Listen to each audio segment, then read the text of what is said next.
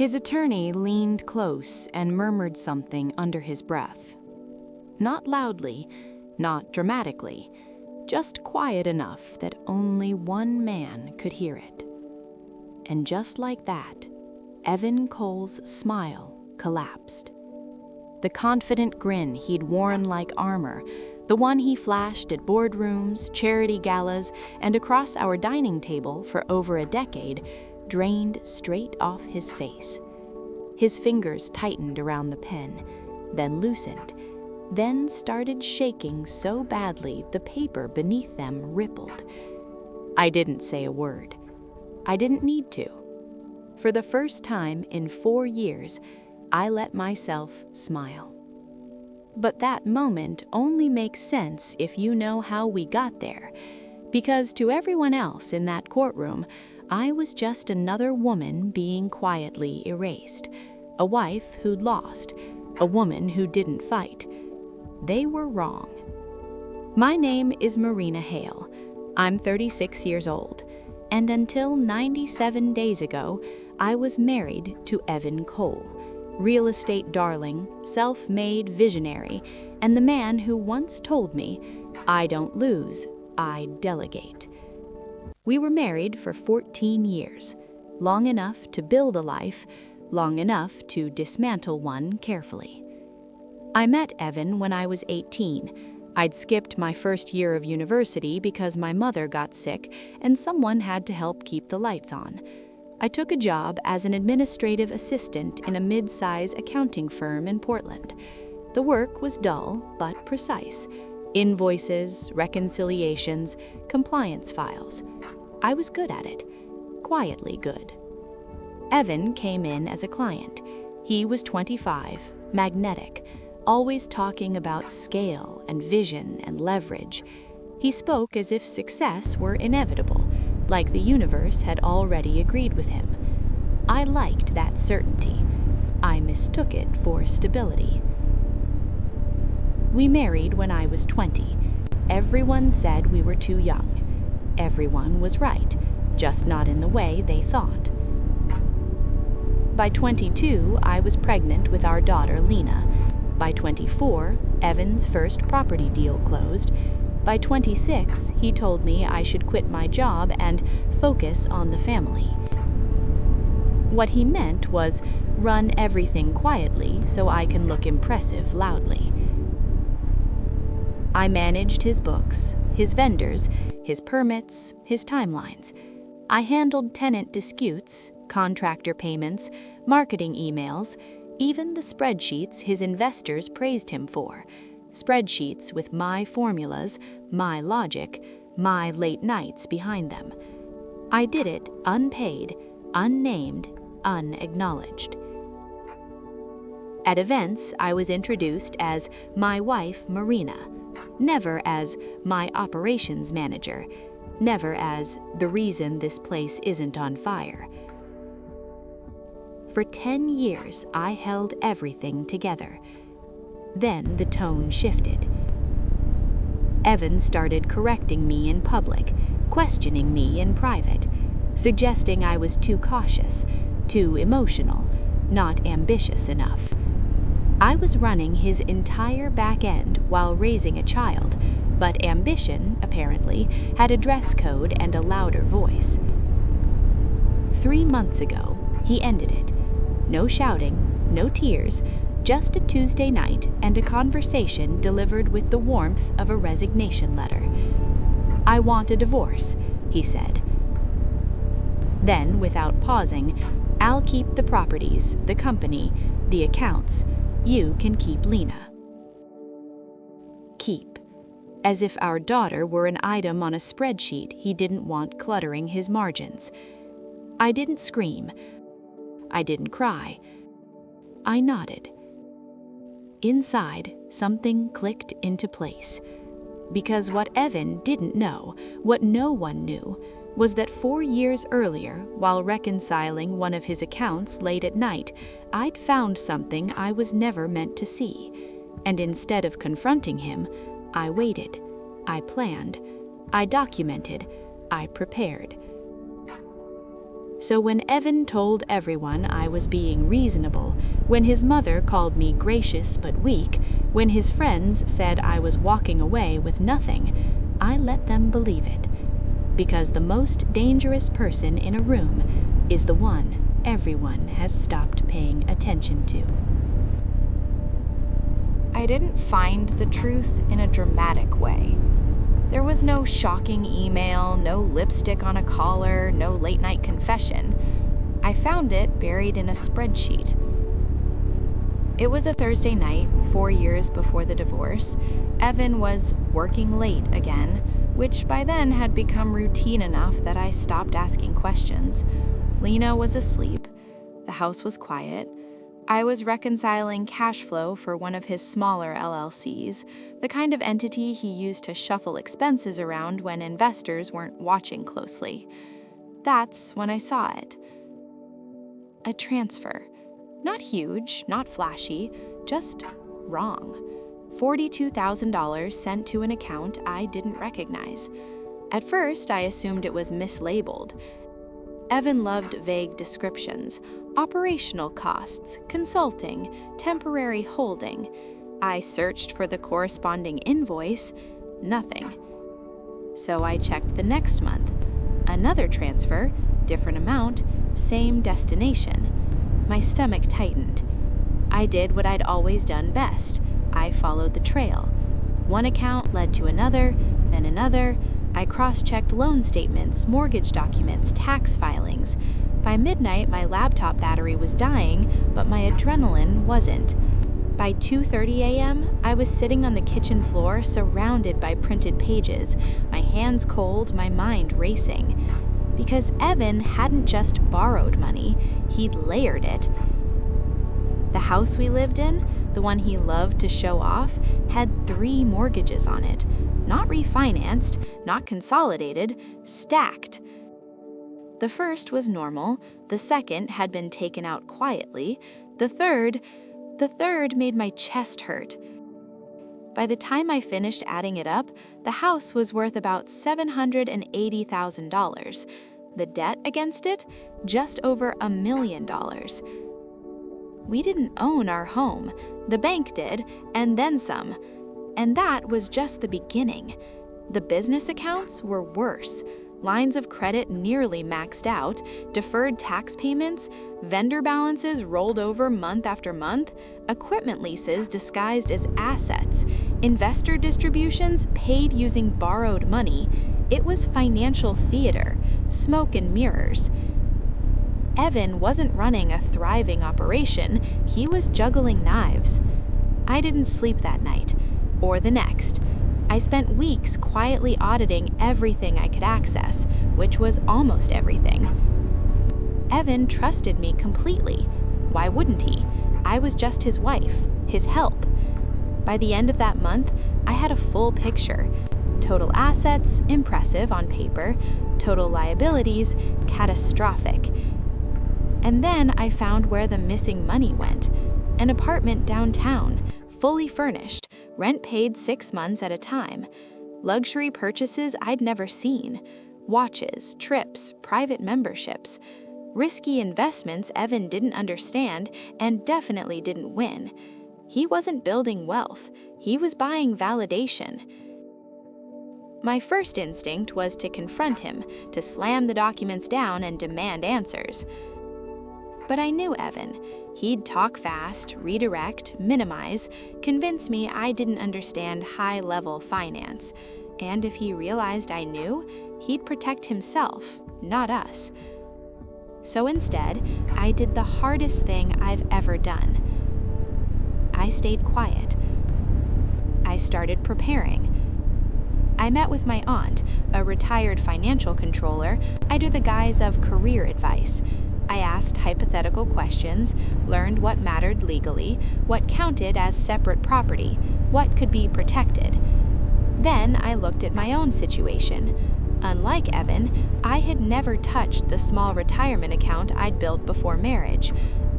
I had also inherited money from my father, modest but mine, kept separate, untouched, documented.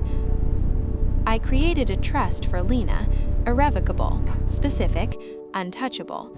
I moved nothing suddenly, I raised no flags. Everything was done slowly, correctly, legally. And then I waited. Because men like Evan don't change, they escalate, they get careless, they leave, and eventually they demand everything, assuming it's worth something. The night Evan asked for the divorce, when he said he wanted the house, the company, the cars, the accounts, I almost laughed. He wasn't asking for assets, he was asking for the bill, and I intended to let him sign for it himself. Everyone thought I was broken after that, his friends, his mother, even some of mine. They saw me move into a smaller place, saw me stop arguing, stop pushing.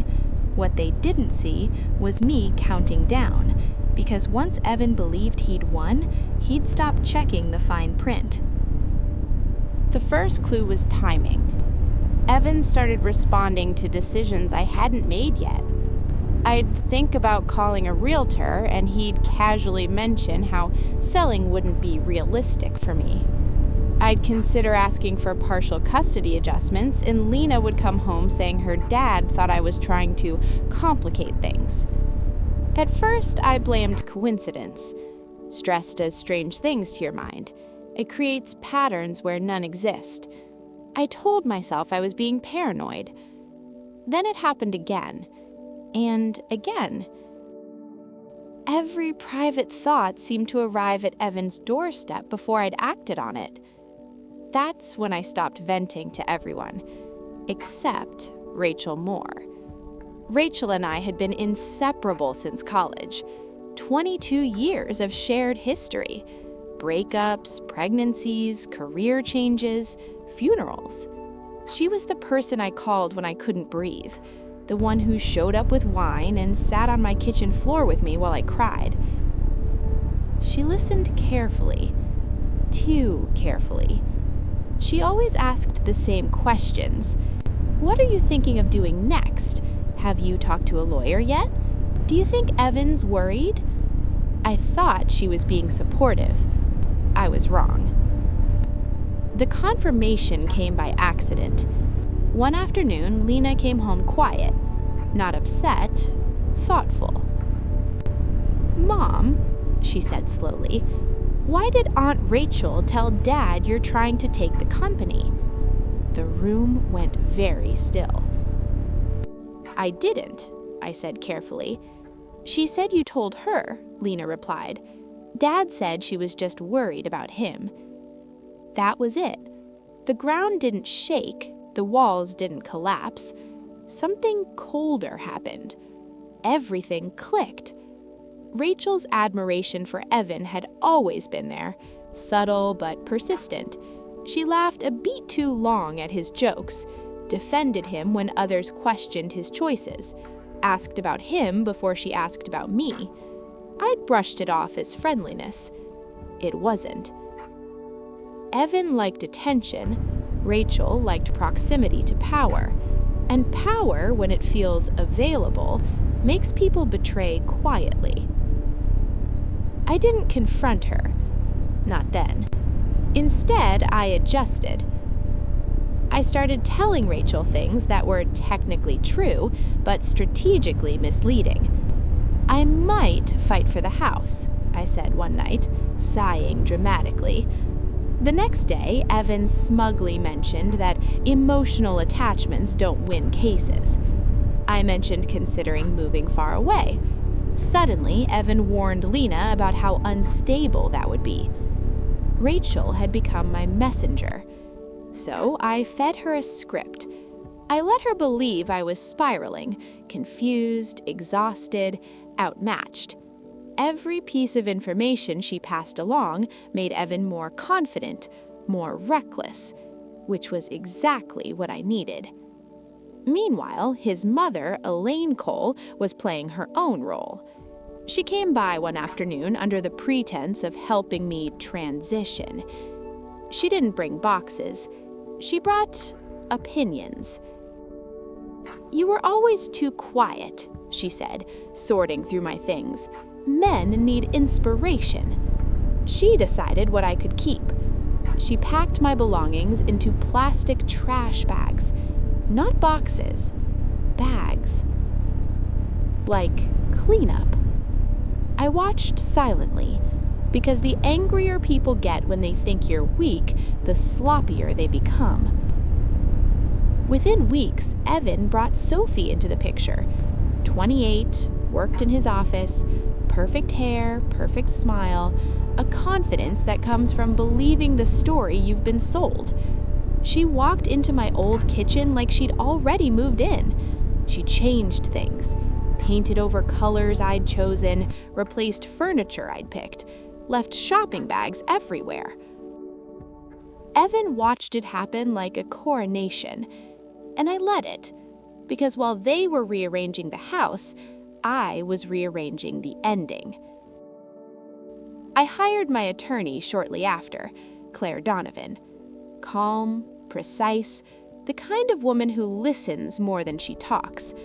She reviewed my situation quietly.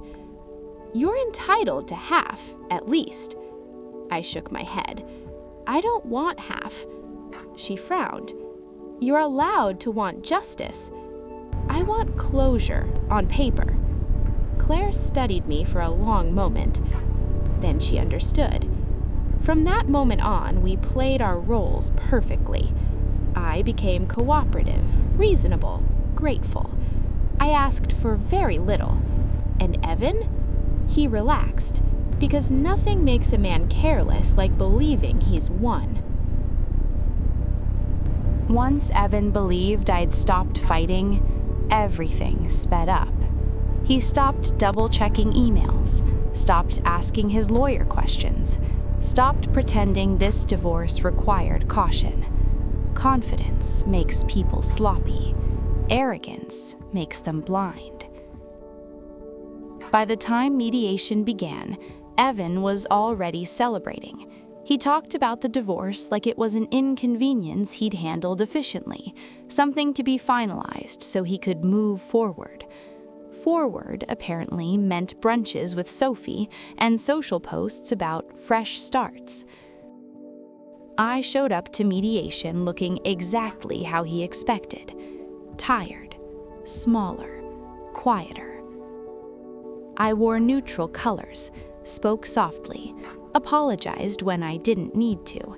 I asked for breaks like I was overwhelmed, dabbed my eyes with tissues I didn't need. The mediator looked uncomfortable. Evan looked victorious. When numbers came up, I didn't argue. When property was listed, I nodded. When Evan's attorney outlined how Evan would retain the house, the company, the vehicles, and all associated business interests, I didn't interrupt. Instead, I said, "I understand. I just want stability for Lena." I requested $45,000, shared custody, and my personal belongings. That was it. The room went quiet. Even the mediator hesitated. "Mrs. Hale," she said gently, "are you sure? This is a significant deviation from what the court might award." I lowered my eyes. I don't have the energy to fight anymore. Evan didn't hide his relief. He agreed immediately. Of course he did. His attorney, Mark Feldman, asked for a private moment. I watched through the glass wall as Mark spoke urgently, his hands moving, his brow furrowed. Evan waved him off. "Let's just get it done," he said loudly enough for everyone to hear. "She's being reasonable." Reasonable. The most dangerous word in that room. The settlement document was drafted within days. Pages and pages of dense legal language. The main agreement stated exactly what Evan wanted. All marital assets transferred to him. Full ownership, full control. But attached to it was a secondary document. One Evan barely glanced at. the liability allocation schedule. Claire had crafted it carefully. Every mortgage, every line of credit, every lease, every tax obligation, all tied to the assets Evan was claiming, all transferred with them. Legal, transparent, devastating. The night before the final hearing, Evan texted me, "Thanks for not dragging this out. I knew you'd come around." I stared at the message for a long time, then replied, "I just want what's best for Lena." It wasn't a lie. The courtroom was quiet the next morning. Evan arrived early, polished and relaxed. Sophie waited outside, scrolling on her phone. His mother sat in the gallery, dressed like this was a celebration. I arrived moments later. Simple dress, no jewelry, hair pulled back. The judge reviewed the agreement carefully. Then she looked at me. "Mrs. Hale," she said calmly, "you are giving up significant claims. Are you certain this is your decision?" "Yes, Your Honor." "And you understand the financial consequences?" "I do." She studied me, searching for hesitation. She didn't find any. Evan signed first, quickly, confidently. He barely skimmed the pages. Mark leaned toward him, whispered something. Evan shook his head. "It's fine." Then Mark reached the attachment. His posture changed. He flipped back, then forward, then leaned in again. This time his whisper was urgent. Evan frowned. "What?" he hissed. Mark pointed at a line, then another, then another. Evan's smile faltered. He scanned the numbers. The color drained from his face. "What is this?" he whispered. Mark swallowed. "Your Honor, the liability transfer. You're assuming—" "That's not right," Evan said louder now. The judge looked up. "Mr. Hale," she said calmly, "is there an issue?" Evan stood. "This agreement is misleading. I didn't know about these numbers." Mark cleared his throat. "Your Honor, I advised my client to conduct a full financial review. He declined." The waiver hit the bench. Signed, dated. Evan's signature clear as day. The judge read it once, then again. She looked at Evan. "You were advised. You chose not to review. The court finds the agreement valid." Evan turned to me, his eyes wide. You knew, and you let me—" I met his gaze calmly. "I kept the books for years, Evan." The gavel came down. Divorce granted. Assets awarded. Liabilities transferred. It was over. Evan didn't feel the collapse right away. At first, life looked exactly like the victory he'd imagined. He posted photos from rooftop dinners, weekend getaways, a new chapter caption with Sophie's hand resting on his chest. But behind the scenes, the mail started arriving. Thick envelopes, certified letters, notices stamped final and urgent.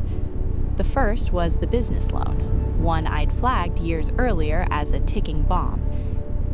Interest rates had reset, payments doubled overnight. Then came the equipment lease, the one Evan insisted on extending instead of buying out. Early termination penalties alone were 6 figures. Then the tax notice, state and federal. Audits triggered by discrepancies Evan never understood because I'd been the one managing compliance. He called me that night. I didn't answer. He called again, and again. Then the text started. "You didn't tell me about this. This isn't what I agreed to. We need to talk." I read them calmly, then blocked the number. Sophie disappeared shortly after. At first, she stayed, tried to be supportive. posted motivational quotes about standing by your partner. But stress has a way of stripping illusions fast. When Evan stopped picking up the check, when weekends turned into spreadsheets and sleepless nights, when the house she loved started filling with foreclosure warnings, she left quietly. No announcement, no goodbye post, just gone. Evan tried refinancing, denied, tried selling assets, but assets tied to debt don't sell easily, not when buyers see liens, obligations, and legal exposure baked in. The business slowed. Vendors demanded payment up front. Employees quit when paychecks were delayed. One by one, contracts were canceled. I heard about it all through mutual acquaintances. People I hadn't spoken to in years suddenly wanted coffee. I had no idea, they'd say. You were really holding everything together. I'd smile politely and change the subject. Meanwhile, my life did something unexpected. It stabilized. The $45,000 went into an account Evan couldn't touch. I moved into a smaller place closer to Lena's school. Nothing fancy. Quiet, safe. I got a job at a firm that valued my actual skill set, the kind Evan never acknowledged because it didn't come with a title. I slept better. Lena slept better. There were no slammed doors, no tense dinners, no pretending everything was fine. One afternoon, months later, Evan showed up unannounced. Thinner, unshaven, desperate. He stood in the parking lot like someone waiting for permission to exist. "I need help," he said when I stepped outside. "With what?" I asked. He laughed bitterly. "All of it." I looked at him carefully. The man who once dismissed my work, who called me dramatic, who said I'd never survive without him. "I can't," I said quietly. "You made sure of that." He nodded slowly, as if that truth was finally landing. "I didn't know," he said. I met his eyes. "Yes," I said. "You did. You just didn't think it applied to you." He left without arguing. The house was sold within the year, not for profit, to stop the bleeding. The business followed. A quiet closure. No farewell post, no explanation. Just another LLC dissolved into paperwork. The last time I saw Evan, he was dropping Lena off. He looked tired, older. He didn't meet my eyes. As he walked back to his car, Lena turned to me and asked, "Mom, are we okay now?" I smiled. "We are," I said. "We really are." I didn't win by taking everything. I won by letting him take exactly what he asked for, because sometimes the most powerful revenge is letting someone live with the consequences they were so sure they deserved. If this story resonated with you, like the video and subscribe for more stories about truth, resilience, and quiet strength.